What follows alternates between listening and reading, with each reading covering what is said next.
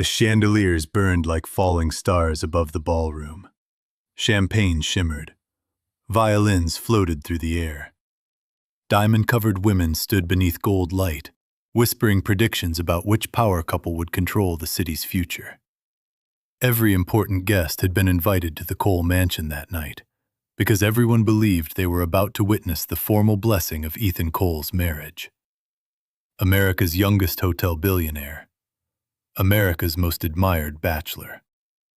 And beside him, Vanessa Sinclair, elegant, wealthy, polished, born for rooms exactly like this one. At the center of it all stood Ethan in a black tuxedo, tall, composed, impossible to read. Vanessa held her glass with a small, victorious smile. This was the moment she'd been waiting for. Then, Ethan's mother stepped forward. Evelyn Cole had the kind of presence that silenced rooms without trying. Her white and gold gown moved like royalty over marble. Her expression was calm. Too calm. Everyone assumed she was about to welcome Vanessa into the family. Instead, she turned away from the stage, away from her son, away from the woman standing beside him, and walked straight toward the corner of the ballroom where a visibly pregnant maid stood holding a silver tray with shaking hands. The music faltered. Conversations died. The maid lowered her eyes, already bracing for humiliation. A few guests exchanged knowing looks. Someone near the staircase whispered, "She's about to fire her." Evelyn stopped in front of the girl. The maid looked frightened enough to disappear. And then, in full view of the city's richest families, Evelyn gently took the pregnant maid's hand and turned toward the crowd. Her voice came out clear enough to cut through crystal. "This is the woman I have chosen to become my son's wife." The ballroom froze. Vanessa's champagne glass slipped from her fingers and exploded across the marble. A woman in red gasped. A man near the bar took a step back. Someone whispered the word no one in the room could ignore. "She's pregnant." Ethan rose so suddenly, his chair scraped hard against the floor. He stared at his mother, then at the maid, then back at his mother again, as if the world itself had turned irrational. "Mother," he said, his voice low with disbelief. "What have you done?" Evelyn never let go of the maid's hand. "I've just saved this family." And before anyone could breathe, before anyone could demand the truth, before the scandal could finish forming. 3 days earlier, the mansion had still looked peaceful. At 6 in the morning, Ethan Cole was already awake, already dressed, already working. Discipline had built his empire long before headlines did. While other rich men inherited comfort, Ethan had turned grief into structure, and structure into power. He owned luxury hotels across 3 continents, made decisions in minutes that changed markets by Monday, and lived by rules so strict most people found them cold. He called it efficiency. His mother called it armor. At breakfast, he scrolled through numbers from London while black coffee cooled at his side. Evelyn sat across from him, watching the same son she'd once raised into kindness slowly train himself into control. "Vanessa expanded the guest list again," she said. Ethan didn't look up. "If the bill is the worst thing marriage costs me, I'll survive." Evelyn studied him. "That wasn't a joke." He finally raised his eyes. "Neither was my answer." Before she could speak again, the dining room door opened and a young maid entered with fresh tea. Her name was Amara. Most people in the house treated her like background. She moved quietly, almost carefully, as if trying not to disturb a world that had never truly made space for her. Her uniform was plain, her posture humble, and though she tried to hide it, pregnancy had made every simple movement harder. Vanessa, arriving late in silk and perfume, noticed her immediately. Her expression sharpened. "I asked for service to come in before I sat down," Vanessa said, not even pretending to soften the insult. "Not after." Amara lowered her gaze. "I'm sorry, ma'am. Mrs. Cole requested the tea fresh." Vanessa let out a small laugh. "Then next time move faster. Watching a pregnant maid hurry through my breakfast is not exactly appetizing." Silence landed on the table. Amara placed the tea down gently. "Yes, ma'am." Ethan went back to his screen. Evelyn didn't. She watched Amara leave and noticed two things at once. The girl never defended herself, and around her neck, partly hidden beneath the collar of her uniform, hung a silver necklace Evelyn had seen once before. Years ago. On her dead son. By afternoon, the mansion had become a machine. Florists carried in imported roses. Designers steamed dresses in upstairs suites. Event planners adjusted lighting, glassware, table cards. The engagement celebration wasn't just a family event. It was social warfare dressed as elegance. The right marriage could open doors, secure alliances, settle boardroom futures without ever mentioning business. Vanessa understood that instinctively. She moved through the house like someone inspecting property she intended to own. Amara moved through it like someone trying not to be crushed by it. She ironed gowns she would never wear, carried trays she was too tired to lift, took blame for mistakes she didn't make. A missing ribbon, a late floral adjustment, a torn place card. Her apology was requested before evidence ever was. And yet, when the elderly pastry chef nearly collapsed from low blood sugar, it was Amara who found him and brought juice before anyone else noticed. When a young housekeeper ripped the hem of her dress and started crying from fear of being sent home, it was Amara who knelt and fixed it with steady fingers. When the night guard missed lunch, it was Amara who quietly gave him half of hers. No one applauded kindness done in secret. No one except Evelyn, who was beginning to watch her far too closely for it to be casual. Late that afternoon, Ethan came downstairs during a call and found broken porcelain near the library doors. Amara was kneeling on the floor, picking up shards with one hand. Blood ran across the other. Vanessa stood nearby, annoyed rather than concerned. "I told her to be careful," Vanessa said. "But apparently fragile things don't do well around careless people." Amara looked up quickly. "It was my fault." Ethan ignored Vanessa and stared at the red line across Amara's palm. "You're hurt." "I'm fine, sir." "Sit down." The firmness in his tone surprised all three of them. Amara hesitated. "I said sit." Vanessa's face hardened at the fact that he had spoken so directly for a maid. Amara sat on the nearest chair, more from shock than obedience. Ethan handed her a clean napkin from the side table. "Pressure. Now." She obeyed quietly. Vanessa folded her arms. "It's not serious." Ethan finally looked at her. "Then you clean up the rest." It was a small moment, but small moments are how change first announces itself. That evening, Ethan found his mother standing in his late brother Daniel's old study, holding an old photograph. "Looking for something?" he asked. Evelyn slid the photo halfway behind a book, too late to hide it completely. Ethan stepped closer. In the picture, Daniel stood laughing at some charity event years earlier. Beside him, mostly blurred in the background, was a young woman with her face turned away. Around Daniel's neck hung a silver half-moon charm, the same one he had seen on Amara. His jaw tightened. Where did she get that necklace? Evelyn didn't answer right away. Sometimes the dead leave clues the living aren't ready to read.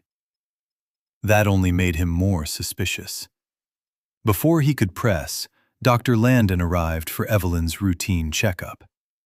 The older physician had known the family for decades. He entered the guest salon, greeted Evelyn, then stopped cold when Amara passed the doorway with folded linens. His eyes went straight to the necklace, then to her stomach, then to her face. "Amara?" he said under his breath. She froze. Evelyn noticed everything. Dr. Landon recovered too late to erase the recognition from his face. "You should be resting more." Amara swallowed. "I'm all right." "And the baby?" Her hand moved instinctively to her belly. "Please," she whispered, "not here." Evelyn's gaze sharpened. Dr. Landon went quiet. And in that silence, the first true crack opened in the mystery. The next morning, Vanessa held a bridal fitting upstairs with 2 friends and a designer from New York. Fabrics spilled across chairs. Laughter floated through the room. Mirrors reflected wealth from every angle. Amara entered with garment boxes and placed them near the wall. Vanessa turned slowly in front of the mirror. "Stay a second." Amara stopped. "I want your opinion." The women laughed before Amara spoke. "Me, ma'am?" "Yes, since you seem to know something about attracting men willing to make irresponsible choices." The room chilled. Amara understood. So did the others. Vanessa adjusted an earring. "Did the father run before you told him or after?" One of the women looked down, suddenly uncomfortable. Amara held the boxes tighter, but kept her voice steady. "That is private." Vanessa smiled thinly. "Pregnancy without a husband stops being private the second you do it in someone else's house." Amara turned to leave. Vanessa's voice sharpened. "When I'm mistress of this family, women like you won't forget where they belong."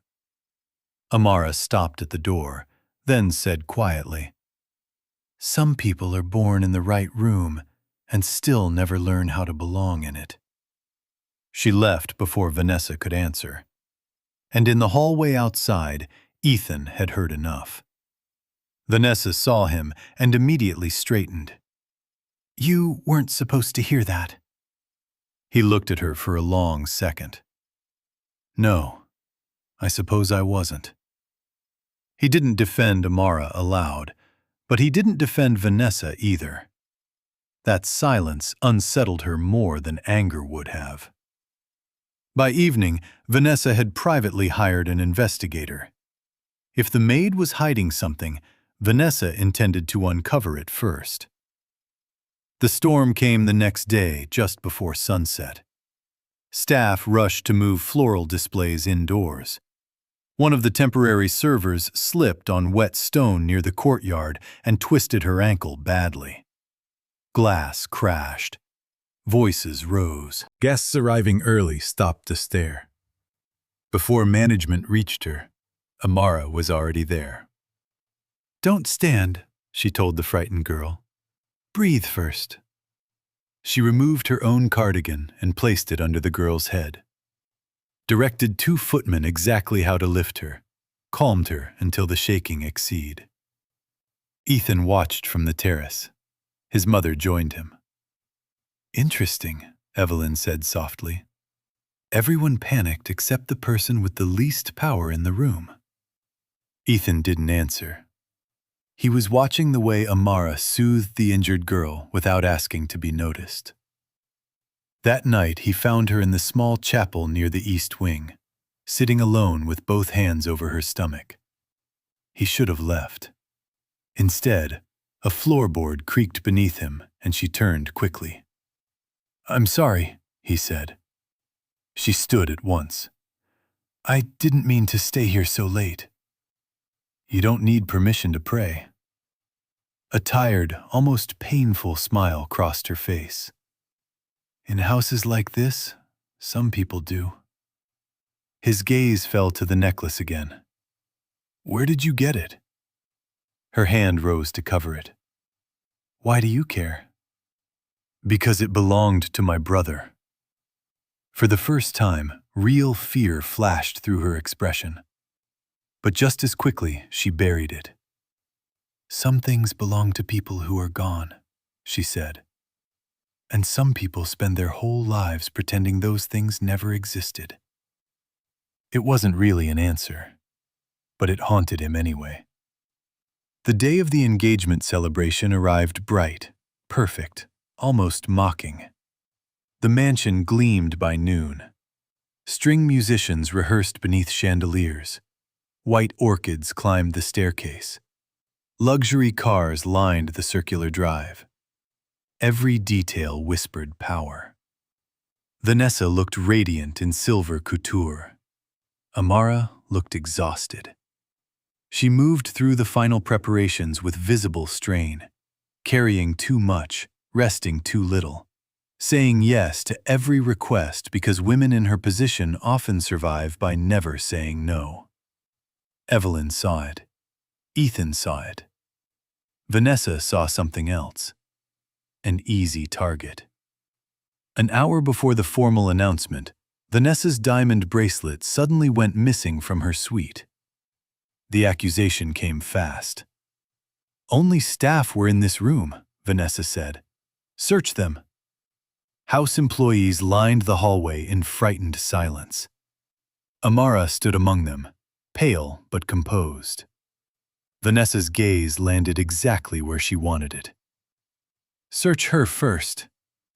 Ethan frowned. Enough. Why, because she's pregnant? Vanessa shot back. That doesn't make her innocent. Amara lifted her chin. You can search my apron. Evelyn entered the hallway at that exact moment. No one will be searched like an animal in my home. Vanessa's smile tightened. I'm protecting what's mine. Evelyn looked at her with devastating calm. That remains to be seen. 10 minutes later, the missing bracelet was found, inside Vanessa's own cosmetic bag. The hallway went still. Vanessa gave a brittle laugh. Well, I must have misplaced it. No one laughed with her, least of all Ethan.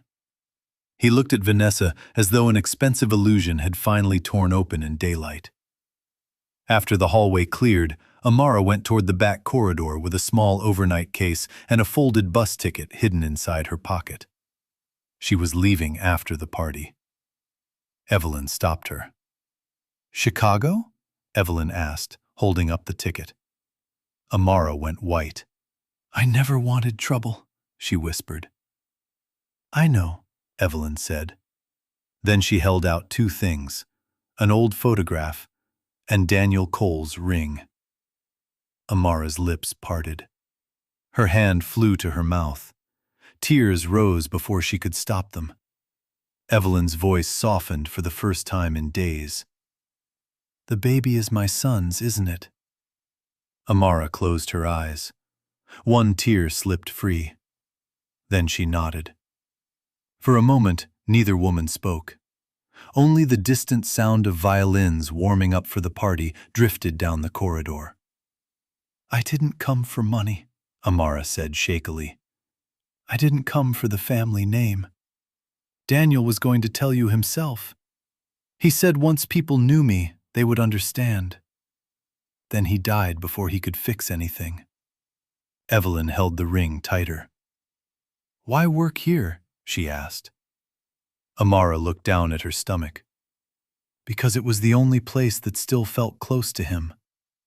And because if I came here as his pregnant girlfriend, no one would have asked who I was before deciding what I wanted.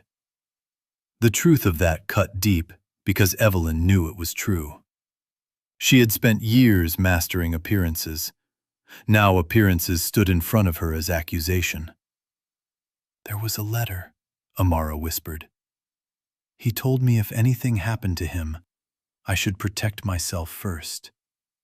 He didn't want me humiliated. He said this world can turn love into scandal if the wrong people control the story. Evelyn thought of Vanessa, of the trust, of the legal pressure quietly building around Ethan's engagement, of the way Daniel's child could be erased by polite society before ever being welcomed into it. Her decision was made before she fully felt herself making it. If Vanessa becomes part of this family tonight, Evelyn said, your child becomes a threat the moment the truth comes out. Amara stared at her. What are you saying? Evelyn looked toward the ballroom where guests were already arriving. I'm saying I buried one son. I will not let the last piece of him be treated like a stain. The ballroom filled. Music rose. Powerful names took their places. Vanessa returned to Ethan's side as if nothing had happened in the hallway. Her smile had recovered. Her poise had recovered. Her certainty had not. Ethan, meanwhile, was restless. He had noticed his mother's absence, Daniel's ring missing from the study, Dr. Landon's strange behavior, Amara's face after crying. None of it fit together, and the more he tried to organize it, the less control he felt. Then, near the wall, one of Vanessa's friends brushed hard against Amara, splashing champagne over the front of her uniform. Several guests turned. A few laughed.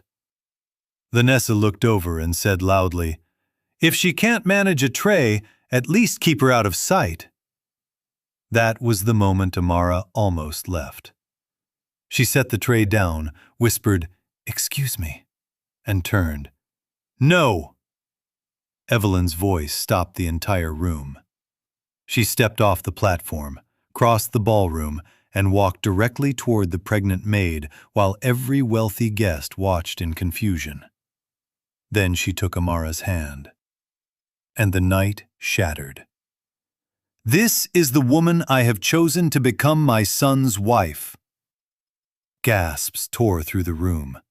Vanessa's glass fell and broke. Ethan stood in total disbelief. "Mother, what have you done?" "I've just saved this family." Vanessa's face twisted.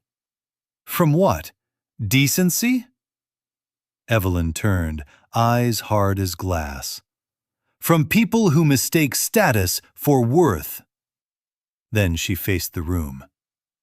"The child this young woman carries belongs to my late son, Daniel Cole." Chaos broke open. "No, that's impossible." "Daniel had a child?" Vanessa shook her head violently. "This is a lie. A maid appears pregnant and suddenly she's family?" Amara flinched, but Evelyn didn't release her hand. Evelyn's voice rose just enough to cut across the room. "She asked this family for nothing. She worked in this house carrying Daniel's child while being insulted by people who believed money gave them character. Daniel intended to bring her to us himself. He died before he could." Dr. Landon stepped forward from the back. "That is true. Daniel consulted me privately. He planned to make everything official." The room changed. Rumor became fact. Ethan looked at Amara as if seeing her for the first time. Not as a maid, not as an interruption. As the woman his brother had loved. As the mother of his brother's child. As someone who had every reason to use their name, and still hadn't. "Why didn't you tell us?" he asked her. Amara looked straight at him, tears in her eyes, but dignity still intact. "Would you have believed me?" He opened his mouth. Nothing came out.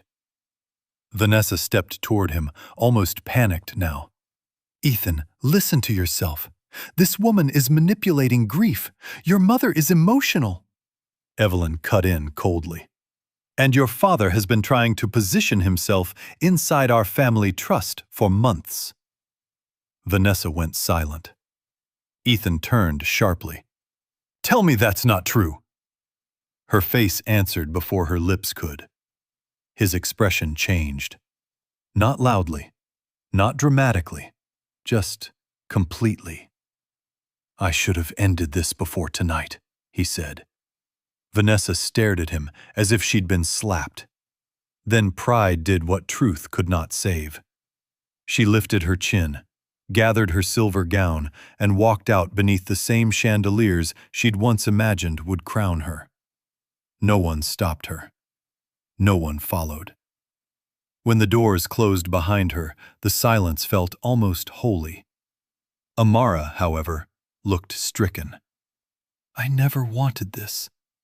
Evelyn touched her arm gently. "I know." But Ethan was still standing in the wreckage of everything he thought mattered. He walked toward Amara slowly. Guests watched, waiting for either rejection or mercy. Instead, they heard something neither expected. "I'm sorry," Ethan said. She blinked. "For what?" "For not seeing what was right in front of me. For allowing this house to become a place where silence protected cruelty. For confusing dignity with appearance." Amara's eyes filled. Not because she had won anything. Because no one with power had spoken to her like that in a very long time. The celebration ended early. Cars rolled away quietly. The ballroom emptied. And long after midnight, Ethan stood alone in Daniel's study, reading the letter his brother had left behind. "If you're reading this, I didn't get the chance to fix it myself. Her name is Amara. Protect her before you protect the family name. She'll try to disappear before she asks for help. Don't let her. She carries love like something sacred, even after life turns it into suffering." By the time Ethan finished reading, the last illusion inside him had fallen. At sunrise, he found Amara in the garden with a suitcase by her feet. She looked up. "I was leaving before the house woke up." "Don't." She searched his face. "Why?" "Because my brother asked me to protect you." A long silence passed between them. Then he added, more quietly, "And because I'm ashamed you needed his letter before I could learn how to be decent." That honesty broke through her fear more than comfort would have. She sat. He sat beside her. And for the first time, there was no class between them, no performance, no ballroom, no tray, no tuxedo. Just grief, truth, and a future neither of them had expected. The weeks that followed changed the mansion slowly. No headlines could measure it. No business journal would understand it. But warmth returned to rooms that had only known polish. Evelyn moved Amara into the East Suite. Ethan made sure her workload ended immediately. Doctors visited. Meals were sent. Staff who had once overlooked her began speaking her name with respect. And Ethan kept noticing things. How she checked on the cook's blood sugar without being asked. How she taught the gardener's son to read bills. How she still defended people who had once ignored her. How grief had not made her hard. One night during another storm, the lights flickered and Amara froze by the nursery door. Ethan, standing nearby, said softly, "You don't have to go through every storm alone." She looked at him. "I'm not used to hearing that." He answered, "I'm not used to meaning it soon enough." By the time spring arrived, the house no longer felt like a monument to money. It felt like something more dangerous, something softer, a home.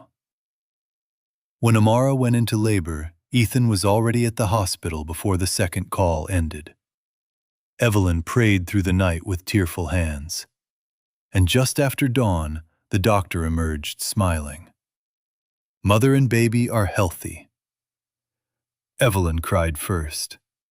Ethan laughed once in disbelief, then realized his own eyes were wet. Inside the room, Amara lay exhausted but peaceful, holding a baby boy wrapped in blue. Evelyn took the child into her arms and whispered through tears, "Daniel's eyes." Amara smiled faintly. "Maybe, but I hope he grows up with your strength." Then Ethan stepped closer. The baby opened one tiny hand, and something inside Ethan, something tightly guarded for years, finally gave way. He looked at Amara and said, "You changed this family." She shook her head gently. "Truth did. I only survived long enough to bring it here." He sat beside her. For a moment, neither of them spoke. Then he said, "I spent years thinking a strong family was built by power, reputation, and control. I was wrong." Amara looked at the baby, then at him.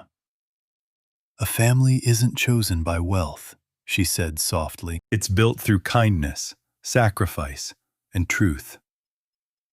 Months later, the mansion held another gathering, smaller, quieter, real. No press, no false smiles, no performance. Just warmth, laughter, and a child whose first cry had healed what money never could. Evelyn stood near the fireplace holding her grandson. Ethan crossed the room toward Amara, who now wore a simple cream dress and the same silver necklace Daniel had once given her. He stopped in front of her. "There was a time," he said, "when this house looked at you and saw someone easy to ignore." Her eyes held his. "Now," he continued, "it's because of you that this house remembers what it means to deserve its own name." Emotion rose in her face, quiet but unmistakable. Ethan took a slow breath. "I can't change how this began, but if you'll let me, I'd like to spend the rest of my life proving that what my mother saw that night, she saw for a reason." Amara didn't answer immediately. She looked at Evelyn, at the baby, at the home that had once nearly broken her and now felt reborn around her. Then she smiled through tears that no longer belonged to pain alone. And outside, beyond the chandeliers, beyond the marble, beyond the gates, the mansion that had once hidden its truth finally stood in it. Because in the end, the woman everyone thought least important turned out to be the one carrying the future. And the mother everyone thought had destroyed the family was the only one brave enough to save it.